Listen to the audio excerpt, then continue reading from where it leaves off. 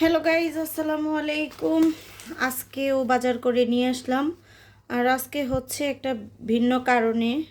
এটা হচ্ছে আমার শ্বশুরের তৃতীয় মৃত্যুবার্ষিকী। তো যেহেতু মৃত্যুবার্ষিকীতে বাড়িতে যেতে পারি নাই, সেই কারণে আমরা চাচ্ছি যে বাসায় এখানে হালকা পাতলা কিছু আয়োজন করে বাচ্চাদেরকে খাওয়াবো। আর এখানে আমাদের বাসায় ফকির টকির যাদের পাই অবশ্যই ইনশাল্লাহ দেওয়ার চেষ্টা করব। আর আজকে যেহেতু সারাদিন আমি ফকিরদেরকে খুঁজছি, একটা ফকির পেয়েছি, তাকেও সাহায্য করেছি। আল্লাহ যতটুকু মানে দিয়েছে তৌফিক ততটুকু। এখানে হচ্ছে পোলার চাল নিয়ে আসলাম। আর এখন ভাবছি যে মাদ্রাসায় বাচ্চাদেরকে একটু খাওয়াবো, সেই কারণে একটু আয়োজন করব। এটা দুধের প্যাকেট, সেমাই, নুডলস, এগুলো হচ্ছে আমাদের বাসার জন্য। আর এইখানে হচ্ছে আজকে আমি যেহেতু ঢাকায় আমি একা, বাড়িতে আবার দোয়া পড়াবে, বাড়িতে তো সবাই আছে, কিন্তু আমি একা একা তেমন কিছু আয়োজন করতে পারবো না। যতটুক পারি ততটুক চেষ্টা করব। আর এখানে হচ্ছে পেঁয়াজ রসুন কিনে নিয়ে আসলাম, আর হচ্ছে লেবু নিয়ে আসলাম। এটা হচ্ছে কালকে আমি একটু বিরিয়ানি করব, বিরিয়ানি করে শসা মাদ্রাসায় আমি দিয়ে দিব। এগুলা হচ্ছে ওই আয়োজনের জন্য এগুলা। আর এইখানে হচ্ছে গরু গোস্ত নিয়ে আসছি। তো এখানে 4 কেজি চালের জন্য 4 কেজি গোস্ত, গরু গোস্ত নিয়ে আসছি। সাথে কিন্তু আমি যেহেতু বিরিয়ানি করব, বিরিয়ানি মশলাও নিয়ে আসলাম, যে বিরিয়ানি মশলা। তো গ্যাসের চুলায় আমি জানি না কতটুকু পারবো।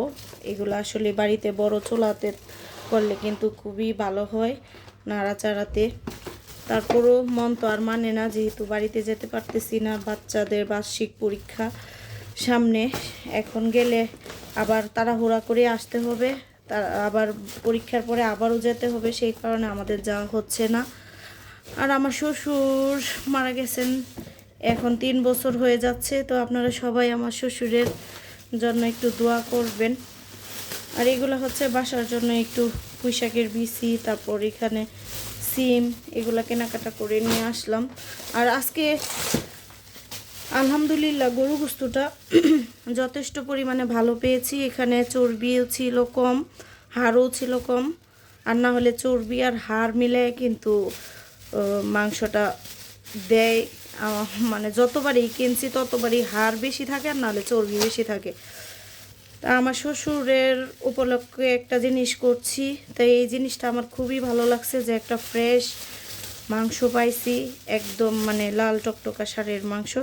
আর এই যে সিনার হাড়, যে সিনা দেখে নিয়ে আসছি, কারণ সবাই খেতে বসলে কিন্তু একটু হাড় গুড় চায়।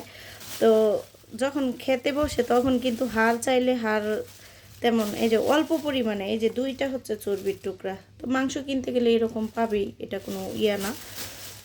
আর একদমই অল্প মানে হাড় আর চর্বি, এই জিনিসটা খুবই ভালো লাগছে। এই যে একদম ফ্রেশ ফ্রেশ ফ্রেশ। আর এরকম চর্বি, হালকা চর্বি না থাকলে কিন্তু মাংসটা একদম ইয়া থাকলে ভালো লাগে না, ঠাসা মাংস যেটা হালকা হালকা চর্বি থাকলে এই মাংসটা, এটা কিন্তু খেতে একদম মজা লাগে বেশি। এই যে হালকা চর্বিটা কার কীরকম লাগে জানি না, আমার অনেক ভালো লাগে এই চর্বি জাতীয় মাংসটা। আর এই হাড়গুলা কিন্তু নরম, সিনার হাড়। তো আজকে আমার এই পর্যন্তই বাজারঘাট, যেহেতু রাত্র হয়ে গেছে, কালকে আমি মাদ্রাসায় দিব।